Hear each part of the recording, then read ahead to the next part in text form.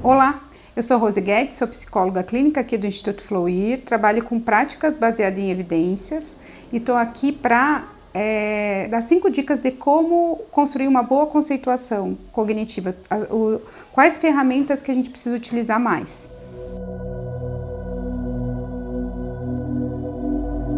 O que é conceituação cognitiva? Conceituação cognitiva funciona na clínica como se fosse um mapa que vai nortear o tratamento de cada paciente que passa por aqui. Ela não só serve para uma situação, né, como ela serve para vários padrões de crenças que esse paciente pode ter, né?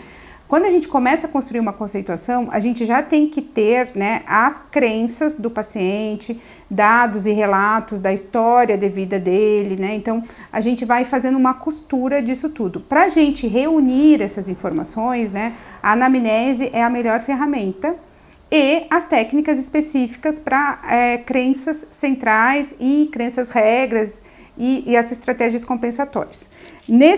No nosso canal aqui do YouTube eu já tenho um vídeo sobre como identificar a crença central. Se você quiser ir lá e dar uma olhada em como identificar a crença, isso pode te ajudar.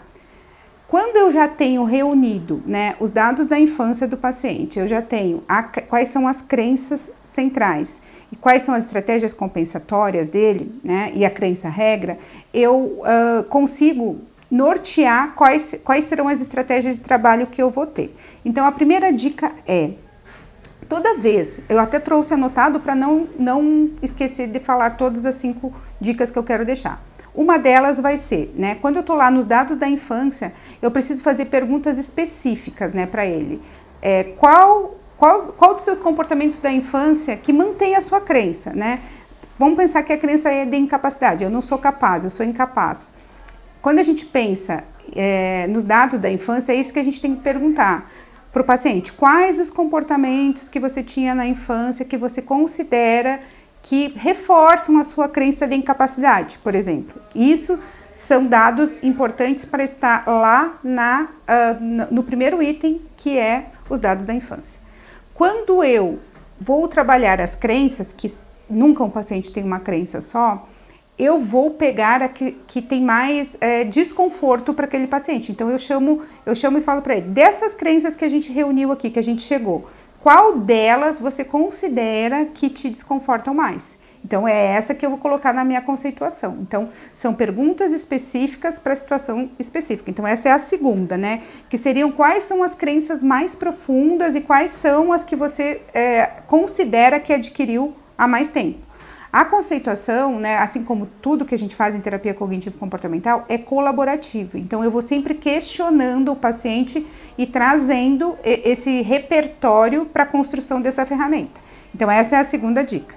A terceira dica, que seria para as crenças regras, quais são as crenças regras, né, do paciente, que seria aquela chamada, né, do se eu não estudei o suficiente na infância, por exemplo, eu sou incapaz. Então, a crença regra, ela sempre vai colocar um se então e reforça a minha crença central de incapacidade. Então, eu tenho sempre que pensar quais são as regras sociais ou familiares que eu fui constituindo para desenvolver essa crença.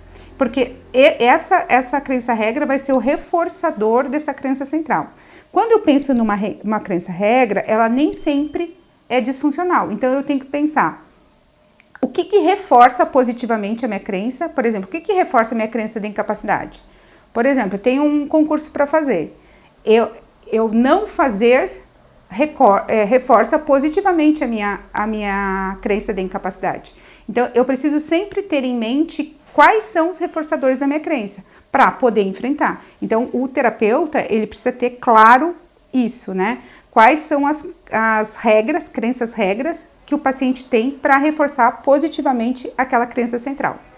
E quais que fazem o contrário disso, né? Que se opõem à crença. Quais estratégias se opõem à crença, né? Quais são as crenças regras que opõem aquela crença? Essa é a quarta dica.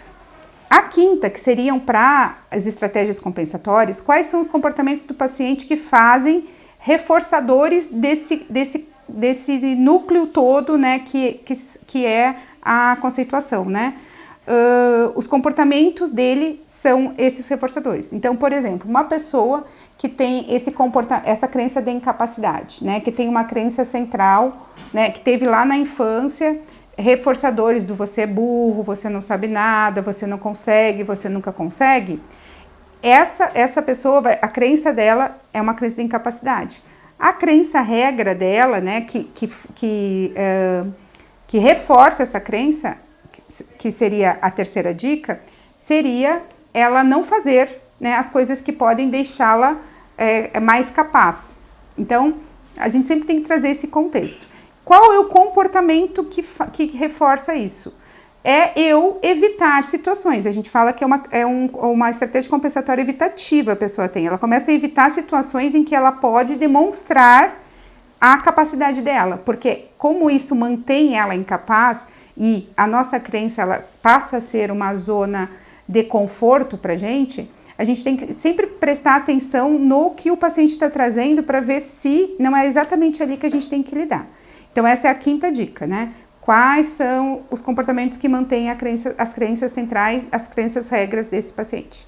Se você gostou desse vídeo e se tiver alguma dúvida, deixa aqui nos comentários, eu vou responder, vou deixar a bibliografia que eu utilizei para fazer esse vídeo. E se gostou do vídeo, dá um like, se inscreve no canal. A gente tem vídeo toda semana de assuntos relacionados à terapia cognitivo-comportamental. Até mais!